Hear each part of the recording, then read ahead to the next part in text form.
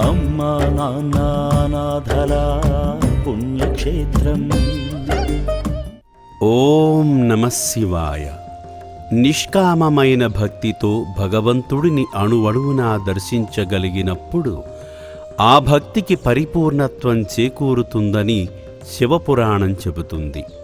దీనుల సేవే దేవుని సేవ అని నమ్ముతూ భక్తి మార్గాన్ని, సేవా మార్గాన్ని ఒకే చోట సాక్షాత్కరింపజేస్తున్న యాదాద్రి భువనగిరి జిల్లా చౌటుప్పల్లోని అమ్మా నాన్న అనాథుల పుణ్యక్షేత్రం అనాథుల పాలిట అన్నపూర్ణ నిలయంగా వర్ధిల్లుతుంది. ఈ పవిత్ర ప్రదేశంలో శ్రీ సోమనాథేశ్వర స్వామి లింగరూపంలో కొలువై అభాగ్యుల సేవలో తరిస్తున్న భక్తుల ఇష్టకామ్యాలను నెరవేర్చుతున్నాడు. కోర్కెలు నెరవేర్చుకున్న భక్తులు పునర్దర్శనానికి విచ్చేసి మొక్కులు తీర్చడంలో భాగంగా ఈ నిర్భాగ్యులకు తోచిన సాయం చేసి ఆధ్యాత్మిక ఆత్మసంతృప్తిని పొందుతున్నారు. సర్వాధిపతి, సర్వశ్రేష్ఠుడు, సర్వాంతర్యామి అయిన శంకరునికి ఈ సేవాశ్రమంలో నిత్య పూజలు కనుల పండువగా జరుగుతాయి. ఇందులో భాగంగా వేకువజాము నుండే శ్రీ సోమనాథేశ్వరునికి జలాభిషేకాన్ని అర్చకులు భక్తి శ్రద్ధలతో నిర్వహిస్తారు.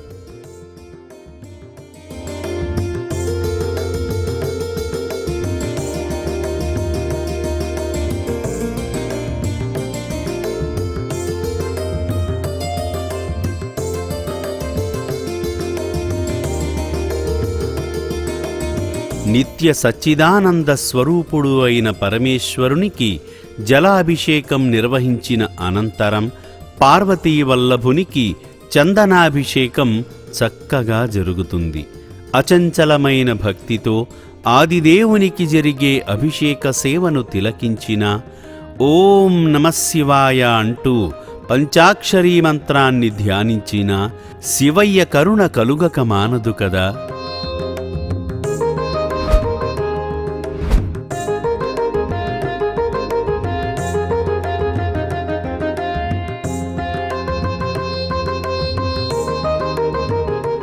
చందనాభిషేకం అనంతరం ఓంకారస్వరూపుడైన శ్రీ సోమనాథేశ్వరునికి పంచహారతి సేవ భక్తి శ్రద్ధలతో జరుగుతుంది.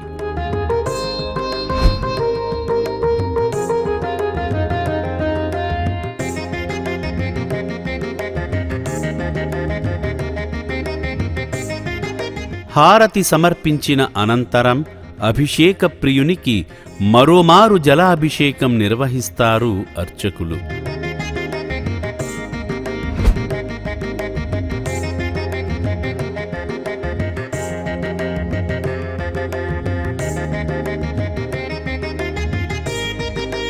త్రిలోక పూజ్యమైన శ్రీ సోమనాథేశ్వర లింగంపై శుభంకరమైన స్వస్తి చిహ్నాన్ని, ఆపైన త్రినేత్రాన్ని తీర్చిదిద్ది కుంకుమ అద్దిన అనంతరం పానవట్టాన్ని త్రిపుండాలతో అలంకరిస్తారు.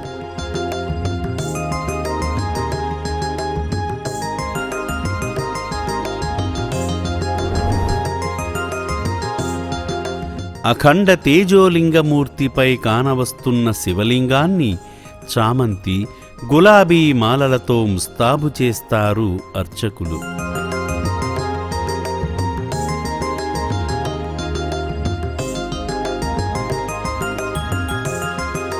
అఖిలాండకోటి బ్రహ్మాండ నాయకుడై ఆదిమధ్యాంతరహితుడై దర్శనమిస్తున్న శ్రీ సోమనాథేశ్వర స్వామికి రుద్రాక్షహార సమర్పణ జరుగుతుంది. విశ్వవ్యాపకుడు, విశ్వనాథుడు, విశ్వేశ్వరుడు అయిన శివయ్యకు పుష్పార్చన వైభవంగా జరుగుతుంది.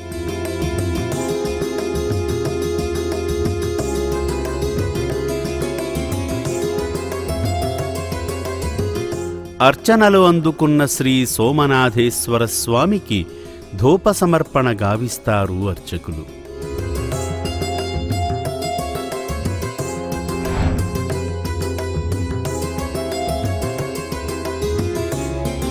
అభిషేక పూజలతో అలసిపోయిన శ్రీ సోమనాథేశ్వరునికి నైవేద్య సమర్పణ అద్భుత రీతిలో జరుగుతుంది. శివయ్య కోసం తయారు చేసిన నైవేద్యాన్ని అభాగ్యుల ఓం నమఃశివాయ మంత్రాల మధ్య ఊరేగింపుగా తీసుకువచ్చి శివయ్య ముందు ఉంచుతారు. ఆచమనీయం చేసి, శివయ్య, నైవేద్యాన్ని భుజించి అభాగ్యుల ఆకలి తీర్చవయ్యా అంటూ స్వామికి నైవేద్య సమర్పణ చేస్తారు.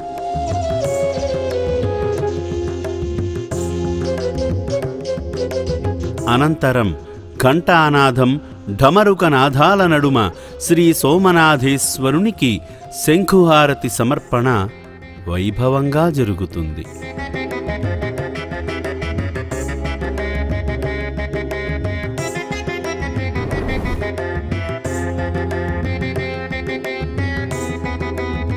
శివయ్య చెంత జీవిస్తున్న నిర్భాగ్యులు పూజలలో పాల్గొని స్వామికి సమర్పించిన హారతిని భక్తితో కళ్లకు అద్దుకుని, శ్రీ సోమనాథేశ్వర, మేమంతా ఈరోజు సంతోషంగా ప్రశాంతంగా ఉండేందుకు కారణమైన సేవామూర్తులకు, మానవ దేవుళ్లకు, మరింతమంది అనాథులకు సాయం చేసే శక్తియుక్తులను ప్రసాదించి వారిని అనుగ్రహించవయ్యా అంటూ వేడుకుంటారు.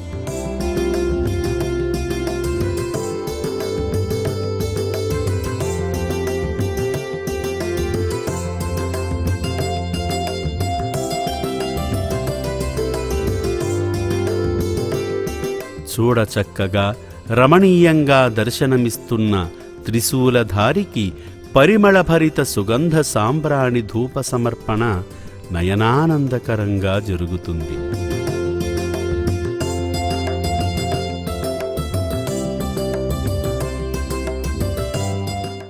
భక్తులు సమర్పించిన నైవేద్యాన్ని అన్నప్రసాద రూపంలో ఇక్కడ జీవిస్తున్న నిర్భాగ్యులతో పాటు నా అంటూ ఎవరూ లేక ఆకలి దప్పులతో రోడ్లపై తిరుగుతున్న అనాథులను తన మనోనేత్రంతో గుర్తించి ఈ సేవాశ్రమానికి రప్పించుకొని వారి ఆకలి తీర్చుతున్నాడు శ్రీ సోమనాథేశ్వరుడు.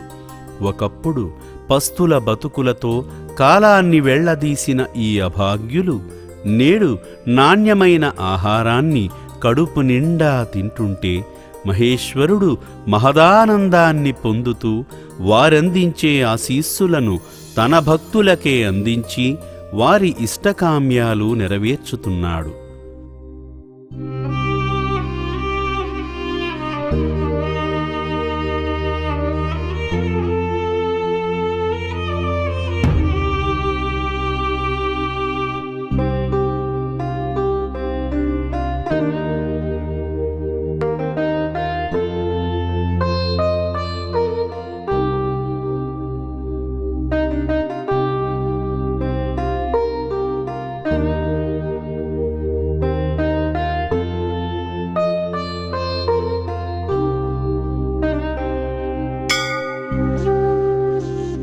పూజలు అందుకొని అలసిపోయిన శ్రీ సోమనాథేశ్వరుడు కాసేపు విశ్రాంతి తీసుకొని భక్తుల అభిషేకాలను అందుకుంటాడు.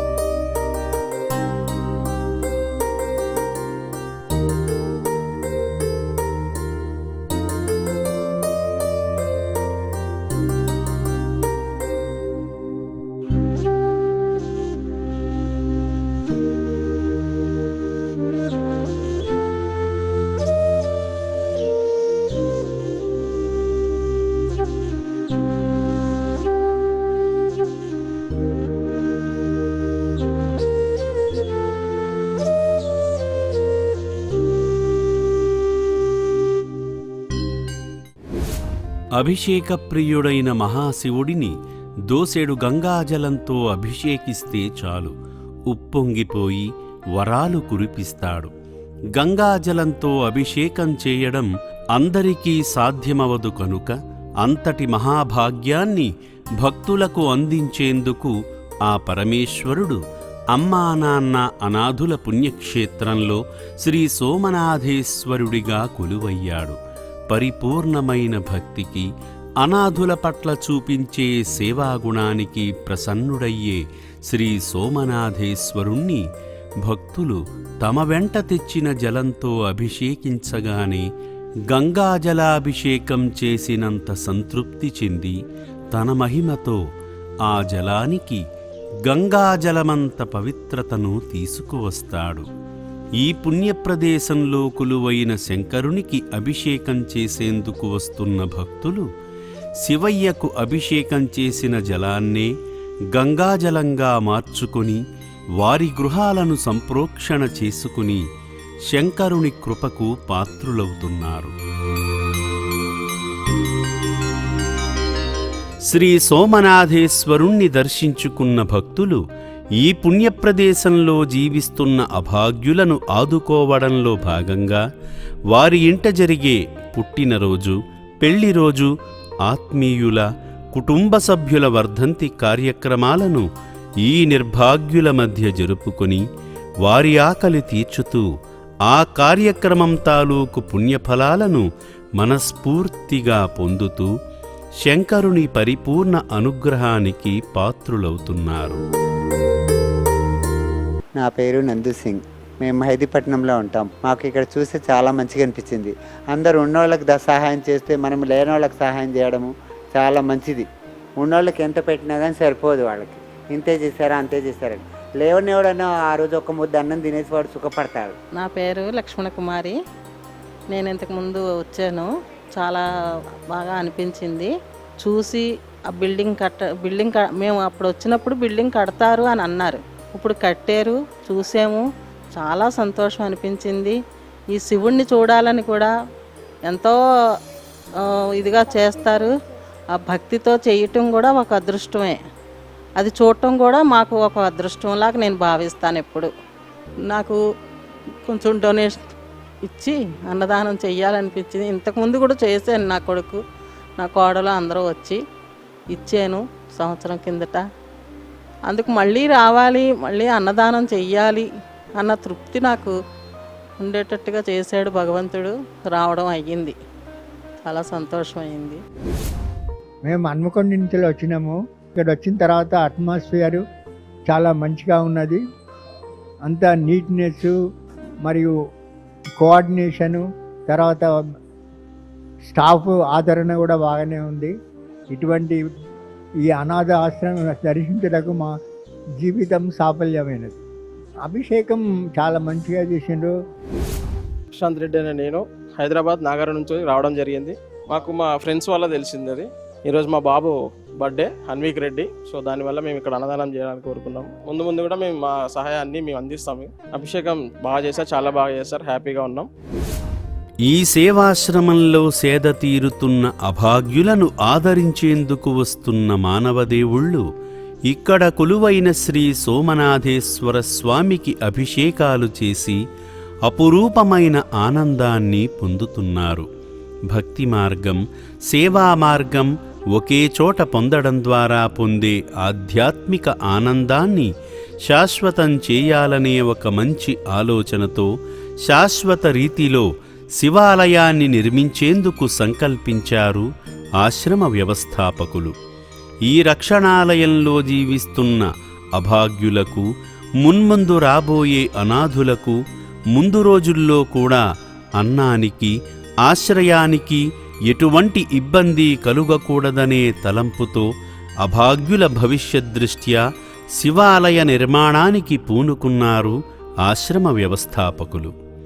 ఈ శివాలయం ద్వారా వచ్చే ప్రతి రూపాయిని ఈ నిర్భాగ్యుల అన్నదానం కోసమే ఖర్చు పెట్టడం జరుగుతుంది.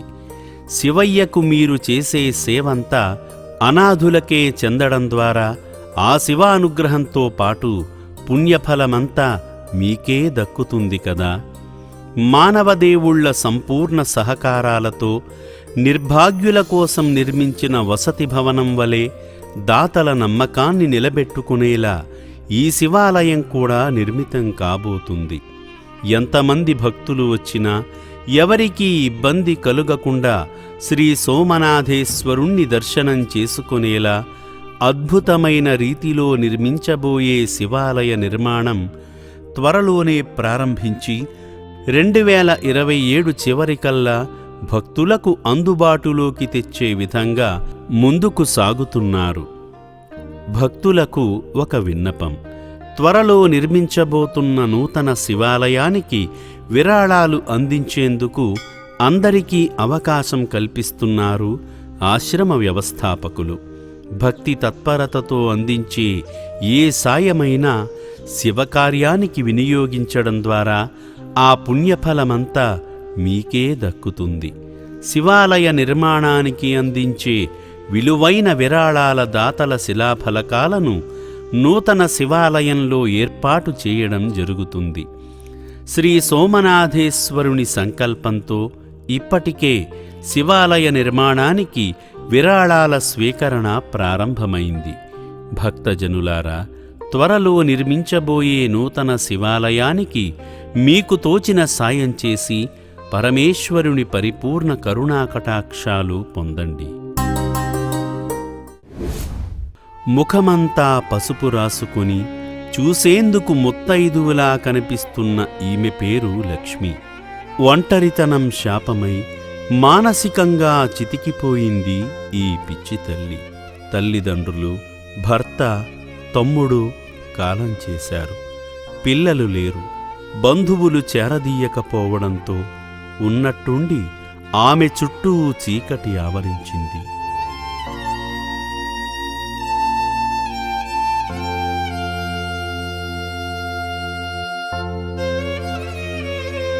గత కొన్నేళ్లుగా హైదరాబాద్ షేక్పేటలో జీవిస్తున్న ఈమెలో ఒంటరిననే భావనలు ఎక్కువై మతిహీనురాలుగా మారింది.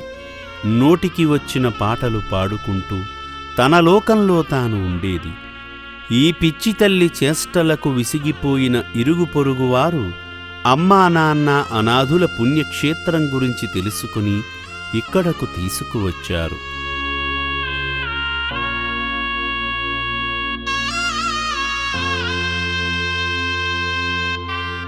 ఈ మానసిక వికలాంగురాలిని లోపలికి తీసుకువచ్చేందుకు సిబ్బందికి శక్తికి మించిన పనే అయ్యింది. బయటకు వెళ్ళిపోతానని చిన్నపిల్లలా గొడవ చేసింది. ఆశ్రమ వ్యవస్థాపకురాలు శ్రీమతి శ్రీ గట్టు శ్రావణి శంకర్ గారు ఆమెను చిన్నపిల్లగానే భావించి బుజ్జగించి వసతి భవనంలోకి పంపించారు. నమస్కారం అండి, నేను మీ గట్టు శ్రావణి శంకర్, అమ్మా నాన్న అనాథల పుణ్యక్షేత్రం ఫౌండర్. ఈరోజు ఈ అనాథ మహిళ రోడ్డు పైన అలా తిరుగుతుంది, మెంటల్గా డిస్టర్బ్ అయి ఉంది. తనను షేక్పేట్ ఏరియాలో ఓమ్నిదేవి గారు చూశారు. తన పరిస్థితి ఇలా చూసి తను కొంచెం బాధపడి ఇలాంటి వాళ్ళని ఈ బిల్డింగ్లో అయితే సేఫ్గా ఉంటారు అని చెప్పేసి ఈ అమ్మా నాన్న అనాథల పుణ్యక్షేత్రానికి తీసుకొచ్చారు. ఒకసారి మేడంతో మాట్లాడతాము, తన పరిస్థితి ఎలా ఉంది బయట అనేది. నమస్కారం అండి, తను ఎలా చూసారు, మీరు ఎక్కడ చూసారు, తన పరిస్థితి ఎలా ఉంది రోడ్డు పైన? అంటే మేము షేక్పేట్లో ఉంటాము, మాకు రిలేటివ్స్ ఉన్నారు, వస్తాను పోతాను. అయితే అప్పుడు 2-3 సార్లు చూసానండి. ఇక తను తాళం వేసుకొని అటు ఇటు తిరుగుతుంది, చిన్న రూమ్ లాగా ఉన్నది, అందులో ఉంటది. అందరూ పిల్లలు నీళ్ళు తాగినా సతాస్తుంటారు. మళ్ళీ వాళ్ళు ఏమని కొడితే ఈమె వాళ్ళని కొడుతుంది. ఓకే, తినదు. ఈమెకి బంధువులు వాళ్ళ మమ్మీ డాడీ ఉండేవాళ్ళు అంటే వాళ్ళు చనిపోయారు. వాళ్ళ ఒక బ్రదర్ ఉండేది, ఆయన తను కూడా రీసెంట్గా 2-3 సంవత్సరాల కింద చనిపోయిండు. ఓకే, అయితే మాకు తెలిసిన మా ఇల్లు ఆ ఏరియాలో తను ఎన్ని సంవత్సరాల నుంచి ఉంటుంది? ఇప్పుడు ఆ ఏరియాలో ఉండబట్టి 30 సంవత్సరాల నుంచి ఉంటుందండి. ఓకే, 30 సంవత్సరాల నుంచి తన పరిస్థితి ఇలానే ఉందా? 30 సంవత్సరాల నుంచి అంటే ఇట్లా లేదు, 10 సంవత్సరాల నుంచి ఇట్లా అయింది. ఓకే, తన బంధువులు అందరు దూరం అయిపోయారు తనకి, తను ఎవరు లేరు, తను ఒక్కతే ఉండిపోయింది. ఒక్కతే ఉండడంతో తన ఆలోచనలు అవి పెట్టుకొని 10 సంవత్సరాల నుంచి భర్త చనిపోయిందండి. ఓకే, పిల్లలు కాలేదు, పిల్లలు ఎవరు లేరు, అప్పటి నుంచి మెంటల్ గా ఎఫెక్ట్ అయిపోయింది. ఓకే, విన్నారు కదండి, తను 30 సంవత్సరాల నుంచి షేక్పేట్ ఏరియాలో ఉంది. తన ఫ్యామిలీ మదరు ఫాదరు ఉన్నారు, తన భర్త ఉన్నారు, పిల్లలు మాత్రం లేరు అని చెప్తున్నారు చుట్టుపక్కల వాళ్ళు. 10 సంవత్సరాల నుంచి తను ఒంటరిగా ఉండి తను డిస్టర్బ్ అయిపోయి ఆ చుట్టుపక్కల ఏరియా వాళ్ళు తనకి రెగ్యులర్గా తను ఫుడ్ పెట్టడం అట్లా చేస్తున్నారు. కానీ తను డిస్టర్బ్ అనేది ఎక్కువైపోయి వాళ్ళ మీదకే విరగబడడం, అంటే కొట్టడం కానీ అట్లా చేయడంతో వీళ్ళు తట్టుకోలేక ఈ మన ఆశ్రమం గురించి తెలుసుకొని ఇక్కడ తను సేఫ్గా ఉంటుంది అని చెప్పేసి ఈరోజు ఇక్కడ తీసుకొచ్చారు. చాలా ధన్యవాదాలండి. తనని ఇప్పుడు ఆ బిల్డింగ్లోకి తీసుకెళ్దాము. ఫుడ్, తనకి మెడిసిన్, ట్రీట్మెంట్ అన్నీ ఇచ్చి తర్వాత తను క్యూర్ అయిన తర్వాత ఎలా ఉంటుందో మీకు చూపిస్తాను. మతి చెలించిన ఈమెకు ఆకలితో ఉండడంతో అన్నం తినమని బతిమాలినా తినేందుకు నిరాకరించింది. కేశఖండన చేసేందుకు సహకరించకపోవడంతో శుభ్రమైన బట్టలు ధరింపజేశారు సిబ్బంది. ఆశ్రమానికి వచ్చిన 2 రోజుల్లో ఇక్కడి వాతావరణానికి అలవాటు పడి ఇక్కడ జీవిస్తున్న నిర్భాగ్యులతో కలిసిపోయింది. ఆశ్రమ వ్యవస్థాపకురాలు భోజనం తినమనే క్రమంలో నీళ్లు తాగుతానంటే గ్లాసులో అందివ్వగా నీళ్లు గ్లాసులో తాగకూడదని దోసిలితో తాగింది.